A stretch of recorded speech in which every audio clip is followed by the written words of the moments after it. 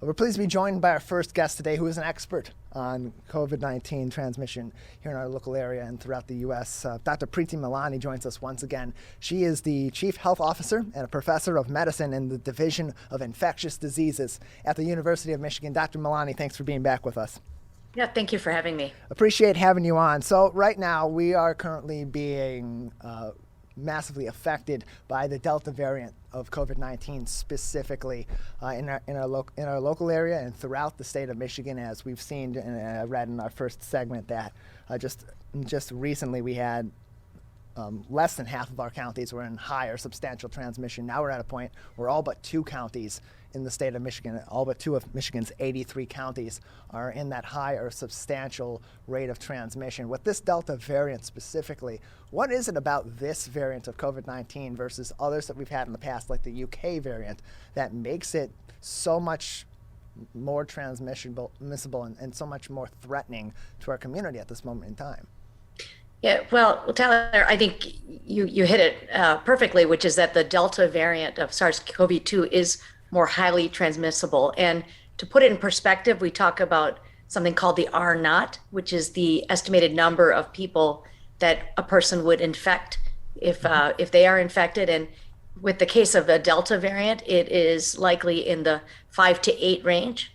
And the Alpha variant, or the variant that developed in the UK, it was closer to 2.5. So just over the course of a few transmissions, that number can grow exponentially. And so this is, the transmissibility is one issue. And then the other issue is that although vaccines remain effective, they remain highly effective for severe illness and preventing hospitalizations and death, they don't prevent all breakthrough infection. And so the breakthrough infections are happening at a higher rate with the previous variants. So in terms of the vaccines, a lot of people that have questions about the vaccines, they point to that, to what you just said. They point to the fact that you can have these breakthrough infections despite being vaccinated. And so they then turn to taking the point of view of, well, if you can still get COVID-19 despite being vaccinated, what's the point? Why is that? And so to answer that question for them, please, Dr. Milani, why, if they are still able to get COVID-19 despite being vaccinated, should they still consider getting vaccinated and go get the shot? Yeah, absolutely. They should get vaccinated. The vaccines may not prevent all infection, although they prevent a lot of infection. And the breakthrough rate, it's difficult to know for sure, but we're still talking about small portions of people. It's not that everyone is developing breakthrough infections. And most importantly, Tyler, the way the vaccine is supposed to work is that it prevents severe infection, it prevents hospitalization, prevents death. And it may be that it also prevents you from transmitting as easily to other people, especially those who are vaccinated around you. We're joined by Dr. Preeti Milani. She is the Chief Health Officer and a Professor of Medicine in the Division of Infectious Diseases at the University of Michigan. And so, Dr. Milani, with what we have right now, that's the Delta variant, but we're also hearing about the Gamma variant starting to become a problem in Washington State. We've also heard a little bit about the Lambda variant. How soon after we have increased rates of transmission like we have right now, where we're seeing more cases of COVID-19 in the form of the Delta variant in the state of Michigan and really throughout the U.S., how long usually does it take for us to progress from one variant being a more dominant variant to another one? And what are some of the risk factors that come along with that transition from one dominant variant to the next? So Tyler, something that gets lost in all of this is that this is a novel coronavirus, which means that we haven't experienced it before, and that means that we don't know everything about it. And so far, Delta, of the variants of concern, has by far been the most transmissible, and it is by far the one that we're seeing the most of. And we're hearing a little bit about Lambda, but so far that hasn't really taken off, although it's been around for several months. And invariably, there will be new variants, which the only way to not have new variants develop is to stop transmission. And the way forward to stop transmission is to get as many people vaccinated as possible, because social distancing and masks can work for a short term, but we have to get back to essential activities. We have to get back to doing the things we want to do. And the good news is we can do both. We're joined by Dr. Preeti Milani. She is the Chief Health Officer and Professor of Medicine at the Division of Infectious Diseases at the University of Michigan. Dr. Milani, as you say, it's important for us to continue to try to get back to some semblance of normalcy and to take precautions while we deal with this. We're also seeing the vaccination rate continue to be not staggering, but kind of hitting a standstill. It's trickling along, but it's still very slow, and it's not quite going at the rate that we would really be hoping for it to go. So as we continue to go through time and slowly but surely get more people vaccinated, but still deal with these variants, how much more important then does it become for us to take these precautions that we took earlier on in the pandemic out of an abundance of caution because we didn't have a protection like a vaccine, versus now where we have that protection, but we're still dealing with higher transmission rates? Yeah, so there's a lot to unpack in your question, and it's a thoughtful question. One thing I will say is, as the pandemic changes, our approach has to change. And this is frustrating for people because we were doing something very different in late May and early June, and in fact, up till mid-July. We felt like I'm vaccinated, so I'm safe. But the truth is the Delta variant has changed. It's shifted things a bit. And at this time, as we are learning more about breakthrough infections among vaccinated people, the best thing to do is to sort of try and pause some of that transmission. And, it doesn't mean that you have to stay home and never leave and that you can't do anything fun. It means that you have to be thoughtful about what you do, especially if you have people in your household who are higher risk. They're either vulnerable from their own health issues or younger kids who are not yet vaccinated. And so the masking indoors is something that we can do, that we can all do. And it's something, I'll be honest, back in June and July, I wasn't wearing a mask when I was going grocery shopping. But as new information has come out, I've gone back to doing that. And it's not a real big inconvenience to me. And it helps me do my part to keep everyone around me safe. I am hopeful that we will get through this wave of Delta and that we will get people who have been hesitant or they've been waiting, and for that matter, younger kids who still aren't vaccinated at high levels, that as we get more and more moving into that vaccinated and protected category, we will get through this. And what has become very clear, even though there's a lot of unknowns, is the only way forward to something that feels more like normal for a long term is vaccination, and vaccination at a higher rate than what we had thought initially. Yeah, and initially, to talk about that, we heard a lot earlier on in the pandemic, and really just a few months ago, and just before the UK variant became the dominant strain here in the US, that 70% threshold, 70% fully vaccinated, was right around that point where we would be declaring, or at least the CDC and the president and those in positions of power to make those declarations would say that we were at herd immunity, so to speak. With the Delta variant, with other variants that continue to rise and continue to be more powerful than the ones before them, and to have the greater ability to be transmitted and a greater ability to cause hospitalizations and severe symptoms, does that push that threshold of herd immunity back further and make that goal of where we need to get that benchmark, or those benchmarks we need to hit for vaccination rates, that much more substantial? Yes, in a word, yes. And again, these estimates of herd immunity are based on sort of the best information you have and lots of complex calculations. But the reality is like what's actually happening. And, I will say I'm very optimistic about where we're going. And I'm optimistic about where Michigan is going. And we are doing better than majority of the country. Yes, we are seeing upticks in cases. And as kids get back to school and as the weather eventually changes, we worry about risk. And again, the best way to deal with that is vaccination. But some of the estimates that I have seen from people that I respect are 85% range. And again, that's a big jump. And our state overall, depends on where you live. It's not even everywhere. And Oakland County and Washtenaw County, where I am, happen to be the two biggest and best vaccinated counties. There are some counties that are also in that range, but they are smaller counties, particularly in the northern part of the state. But what we need to do is, again, people are talking about, I'm getting a lot of texts from friends and families like, should I go get a third dose? And, my response is, I'm not getting a third dose yet. as I get information and as it changes, I will certainly do that if that's the recommendation. But it's more important that we get first doses in people who have remained hesitant and try to get at those issues instead of just sort of the same old thing, but trying to understand what it is that their concerns are or why they haven't gotten vaccinated yet.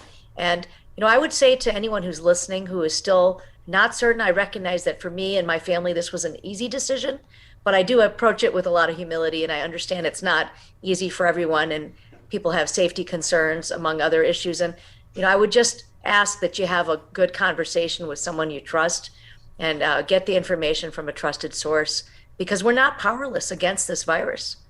We're joined by Dr. Preeti Milani. She is the Chief Health Officer and is a Professor of Medicine in the Division of Infectious Diseases at the University of Michigan. So I want to go and talk more specifically about an issue that kind of stems from the current transmission of COVID-19, the Delta variant, and our situation here in the state of Michigan and locally. And that's the debate that's been ongoing about whether or not we should be requiring children and teachers and faculty in our schools to be masked up despite whether or not they are vaccinated against COVID-19 or not. At this moment in time, what would your suggestion be? The governor has said that she's not going to mandate that. There have been different recommendations from different organizations and different experts at different levels about what should and should not be done at this time. What would you say is the best practice for our schools here in the state of Michigan to protect not only the students especially, but also their staff, their faculty, and visitors in the community? Yeah, so, from a public health standpoint, it's a pretty easy discussion. As to how you get there, I think that's a more complicated discussion, and I'm going to leave that to folks who develop policy to figure out how you get there. But I will say in the K through 12 space, and for that matter, the higher education space right now at this moment, and again, it looked different a month ago, even a few weeks ago. At this moment, when you have so many people that are unvaccinated, including children, this is a situation where masks need to be used indoors. And, I will just say it's not about, masks are not ideal. I get that. And I'm a parent of two children. They're older and they're vaccinated, young adults. But it is essential that kids get back to school in a face-to-face manner. It's also essential, not just academically, but economically, that we continue to move forward and get back to what I call essential activities. And going to school is not something that is an elective thing. This is an absolute must. And at this moment, given the epidemiology of what's happening, for a school to not have masks means, to me, there's going to be a lot of disruption. And there may be some communities where there's very, very little spread in COVID. And over time, you probably can drop the masks. And just because you start in September with masks doesn't mean that needs to continue forever. But, I would ask communities to look carefully at that and look at the data, because public health isn't just about you individually, it's about everyone around you. As to how we get there as a state, that's a harder discussion. And I don't have an answer to that. We're joined by Dr. Preeti Milani. She is the Chief Health Officer and the Professor of Medicine at the University of Michigan's Division of Infectious Diseases, with us today on the MegaCast. And Dr. Milani, I want to go back to July until late June, as we had a much different situation with COVID-19. Things were looking a lot sunnier for our future in dealing with COVID-19 at that time. Michigan was, by and large, not in a position where they had high, even moderate transmission rates, according to the CDC, of COVID-19, and we started to more aggressively reopen different sectors of the state and lift mandates and regulations that were previously in place to prevent the spread of COVID-19. And at that point, we were hovering around just over 50% and around in the mid 60% of people being vaccinated just with the first dose of those two-dose vaccines. And then by July 1st, those regulations were, by and large, no longer in place and were fully lifted. My question for you, because of where we're at now, because the variants that are out there, not just Delta, but others that are developing, and because transmission of the virus continued to happen, do you believe that we began to reopen too early, or that we reopened too aggressively and should have taken a slower approach to prevent the spread of COVID? It's very easy to look back and say this wasn't done right or that wasn't done right. I feel that the opening was done based on the data that we're seeing. This is something that at some point you have to move forward with this. And, I will just say that for the last 18 months, some of us have been waiting for this magic moment where COVID's going to go away and that we won't have to think about it. And unfortunately, this is something that we're going to continue to have to think about likely for the next few years, maybe even beyond. And if you look at Iceland, for example, which is probably the most vaccinated place on earth, they have Delta variant of COVID circulating, but they don't have people getting sick. And that is sort of the point of this, is that if we can get to where people are vaccinated and people who are vulnerable are sort of protected, those around them are vaccinated, then we can get back to all these things. And these are important, not just for our well-being and that we want to meet with friends, and that is important, but also for our economy, our state's economy, our local economy. And I really hope we can look at public health alongside with the economic needs, because they go hand in hand, and vaccination gets us back to that. So, back in May and June, there really wasn't a lot of virus circulating. And I think, in fact, some people who are nervous about vaccination use that as a reason to not get vaccinated. And Tyler, we've seen those numbers, those first dose numbers. I look at them every day. I think we're hovering around 65% at this point that have had at least one dose in our state of those eligible. I think that that's correct. And so I'm hopeful that people will get their next dose. And if there's a booster, that they'll get those and that they'll tell their friends to get vaccinated, because that is our way forward. Because unfortunately, we have to learn to adapt and live alongside this virus. But we can do that while protecting public health and still doing all these things.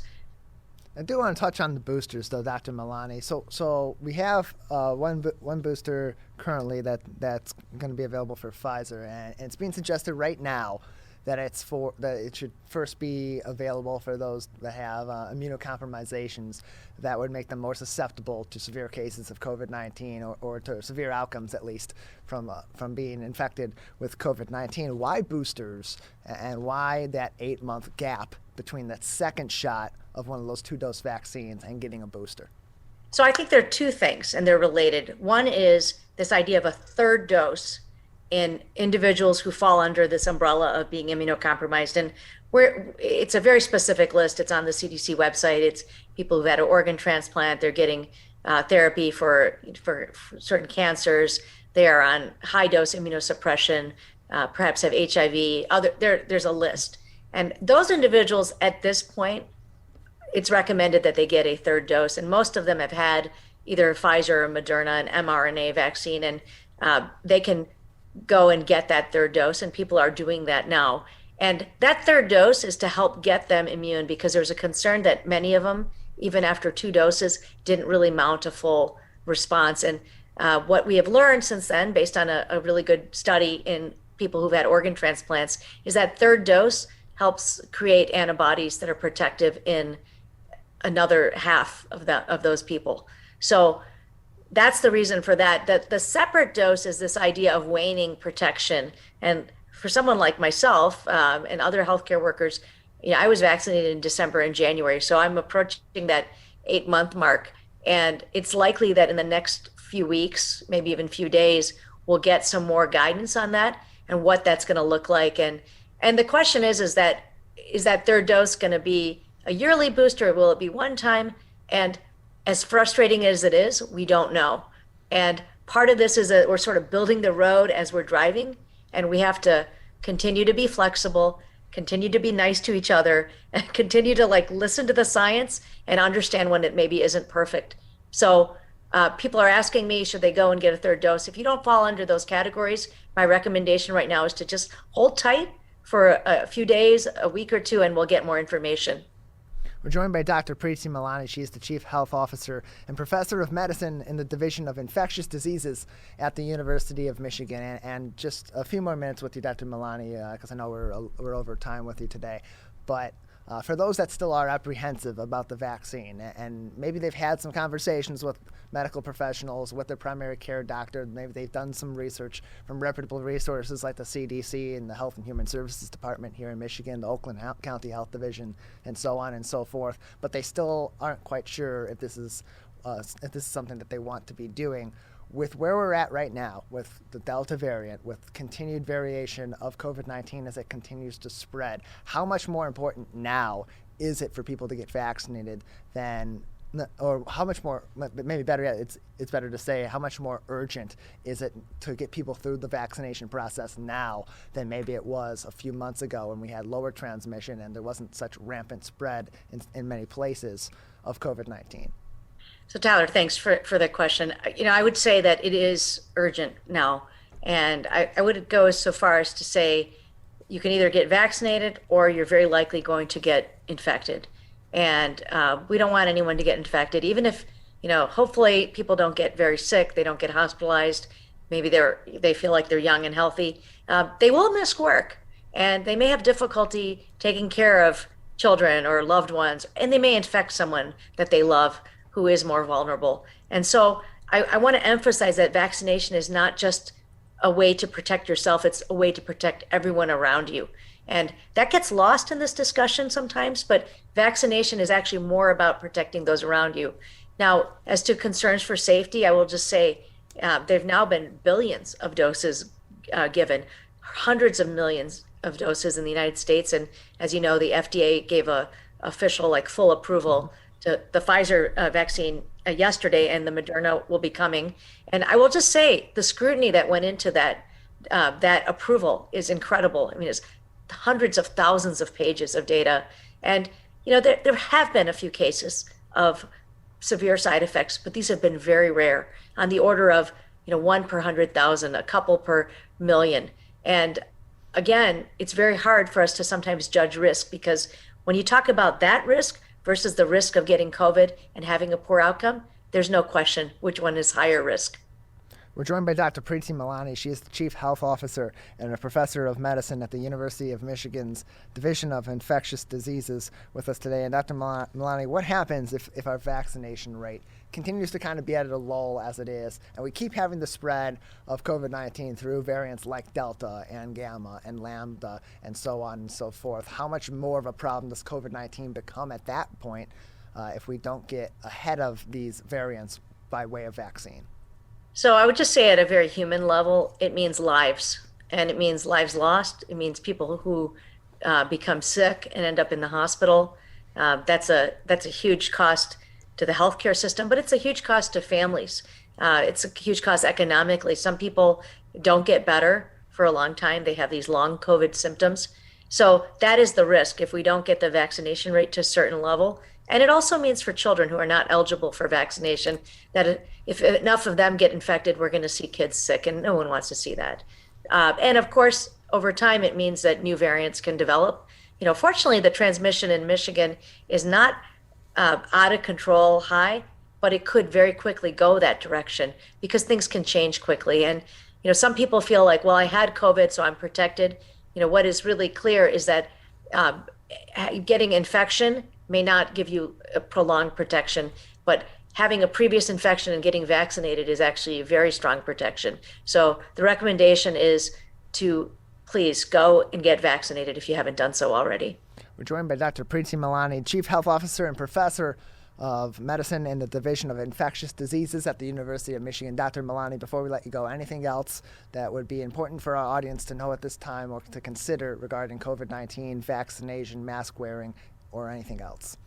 Just to say that I think it remains really difficult time. People are frustrated. It's been a year and a half of this. I never thought that we would be having this conversation that we're having right now, if you think back to March 2020. But, I'm very optimistic about where we're headed. It's just that it's going to be a little bumpy before we get to that next phase of the pandemic. But what is really clear is that vaccination is going to get us there. And, think about getting vaccinated, not just as a way to protect you, but to protect your family. Well, Dr. Milani, we appreciate having you on, especially staying a bit longer than we had initially projected or intended with you. We appreciate your time and your expertise. Thanks for being with us today. Thank you.